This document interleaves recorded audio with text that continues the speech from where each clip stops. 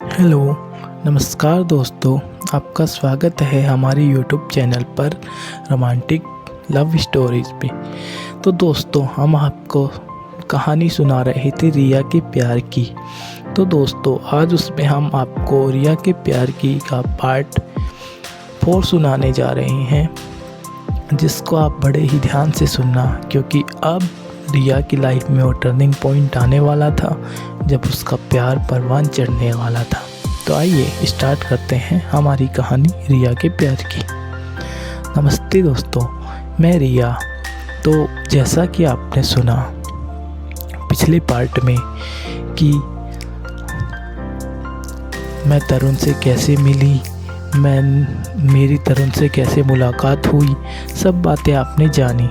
अब हम आगे कंटिन्यू करते हुए, तो दोस्तों हुआ क्या कि अब जबकि कॉलेज चल रहा था, ऐसे ही दिन बीत रहे थे।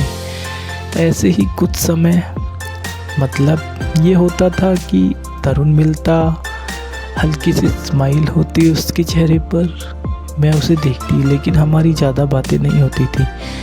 मेरी क्या, उसकी किसी से बातें नहीं होती थी।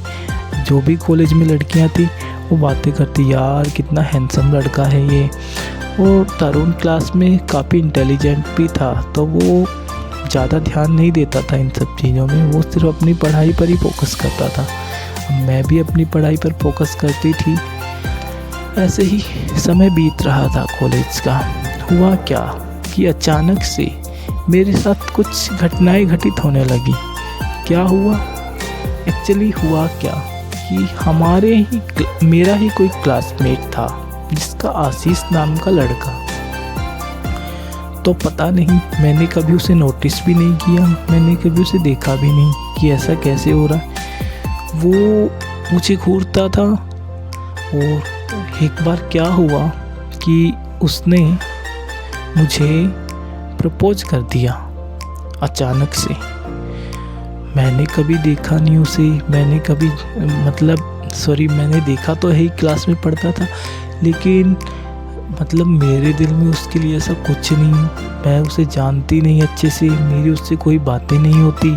पर अचानक से वो आया और बोला कि रिया, मैं तुमको बहुत पसंद करता हूँ, क्या तुम मेरी जीएफ बनोगी?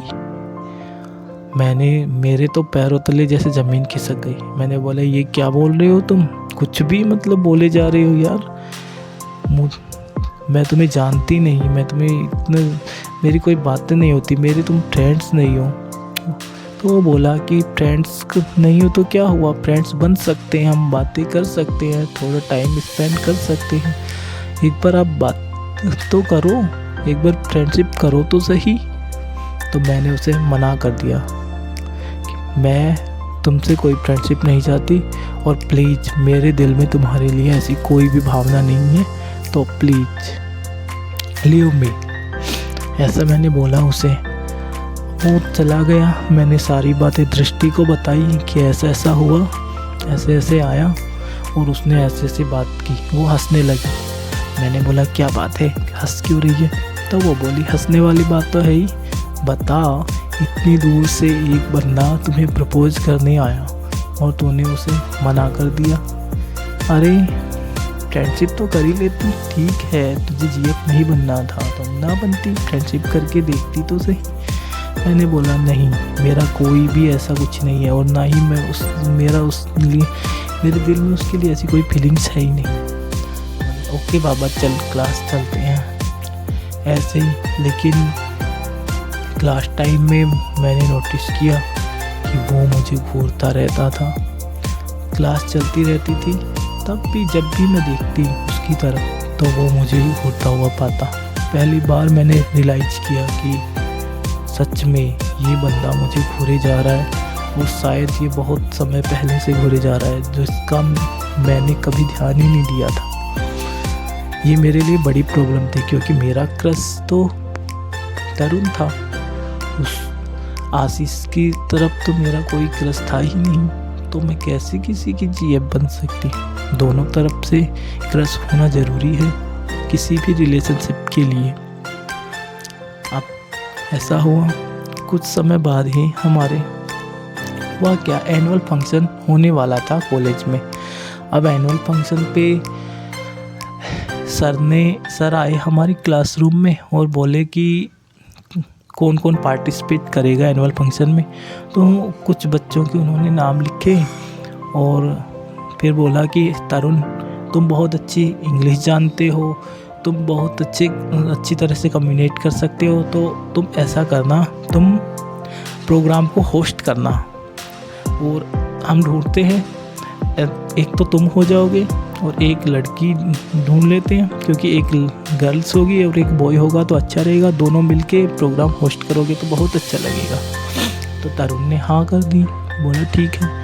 अब वो बोले चलो इस क्लासरूम में नहीं तो दूसरे क्लासरूम में सही कोई गर्ल्स को मैं देखता हूँ कौन अच्छे से पार्टिसिपेट कर सकती है, कौन होस्ट करने में तुम्हारी हेल्प कर सकती है। ऐसा बोल के सर चले गए। अब क्या हुआ कि मेरे पास एक मौका था कि मैं तरुण के साथ क्यों नहीं प्रोग्राम होस्ट करूं। मैंने घर आके सोचा और मैंने सोचते सोचते नेक्स्ट डे मैं स्कूल गई तो रास्ते में मुझे सर मिल गए। मैंने बोला गुड मॉर्निंग सर। सर बोले गुड मॉर्निंग। तो मैंने बोला सर वो एक्चुअली मुझे आपसे कुछ बात करनी थी। तो सर ने बोला हाँ बोलो, क्यों क्या बात है बोलो। सर एक्चुअली मैं चाहती हूँ कि मैं प्रोग्राम को होस्ट करने में मतलब पार्टिसिपेट करूँ। तो सर बोले अरे ये तो बहुत अच्छी बात है कि अगर तुम चाहती हो, अगर तुम्हारा इंटरेस्ट है तो क्यों नहीं, बिल्कुल करना चाहिए, ये तो बहुत अच्छी बात है। पार्टिसिपेट करना प्रोग्राम में बहुत अच्छा रहेगा। एक्चुअली मैंने तरुण को बोला है, तो तरुण है, एक तुम हो जाना उसके साथ। तो तुम ऐसा करना, तरुण से जाके बात कर लेना और देख लेना कि कैसे क्या करना है, ठीक है। लेकिन हाँ, प्रोग्राम में होस्ट करना है, किसी तरीके की कमी नहीं होनी चाहिए, क्योंकि सबसे बड़ी रिस्पॉन्सिबिलिटी होती है होस्ट, जो होस्ट करता है उसके ऊपर। क्योंकि पार्टिसिपेट करना नॉर्मल अलग चीज़ है और पूरा प्रोग्राम मतलब होस्ट करना बहुत बड़ी चीज़ है। समझ रही हो ना तुम। मैंने बोला जी सर, आप फिक्र मत कीजिए, आप एक मौका दीजिए, किसी तरह की कोई गलती नहीं होगी। बोला ठीक है, तुम ऐसा करना, तुम और तरुण मुझसे लंच टाइम में आके मिलना, देखते हैं फिर वहाँ पे देखते हैं। मैं तुम्हें बताता हूँ कैसे प्रोग्राम की क्या रूपरेखा है, मैं तुम्हें समझा दूँगा और तुम दोनों फिर उसी के अकॉर्डिंग अपनी तैयारी कर लेना प्रोग्राम होस्ट करने की। मैंने बोला ठीक है सर, थैंक यू। इतना बोल के मैं क्लासरूम में आ गई। क्लासरूम में आई तो तरुण बैठा हुआ था अपनी डेस्क पे, तो मैं उसके पास गई, बोला हेलो तरुण। उसने मेरी तरफ देखा, बोला हाय, हल्की से स्माइल दी, बोला हाय। मैं बोला एक्चुअली सर ने मुझे प्रोग्राम, मैंने उसे ये नहीं बोला कि मैंने आगे से सर को बोला है कि मैं प्रोग्राम होस्ट करना चाहती हूँ, क्योंकि फिर ऐसा लगता कि इंसल्ट होती। वो सोचता है ये देखो बीच में मान ना मान, मैं तेरा मेहमान। तो इसलिए मैंने बोला एक्चुअली मुझे रास्ते में सर मिले थे, तो सर ने कहा है कि रिया तुम क्यों नहीं प्रोग्राम होस्ट करती। तो मैं उनको मना नहीं कर पाई, मैंने ऐसे बोला तरुण को। तो तरुण ने बोला अच्छा आप प्रोग्राम होस्ट करने वाले हो। मैंने बोला हाँ, अब सर ने बोला है तो करना ही पड़ेगा। बोले ओके। तो मैंने बोला कि सर ने हमें लंच टाइम में अपने स्टाफ रूम वाले उस रूम में बुलाया है, तो वो बोल रहे हैं कि वो मतलब जो प्रोग्राम की क्या रूपरेखा है, किस तरीके से प्रोग्राम ऑर्गेनाइज किया जाएगा, तो उसी के अकॉर्डिंग हमें अपने होस्ट बनना है, तो हमें अपना उसी के अकॉर्डिंग प्रिपरेशन करनी पड़ेगी, तो आप चलना।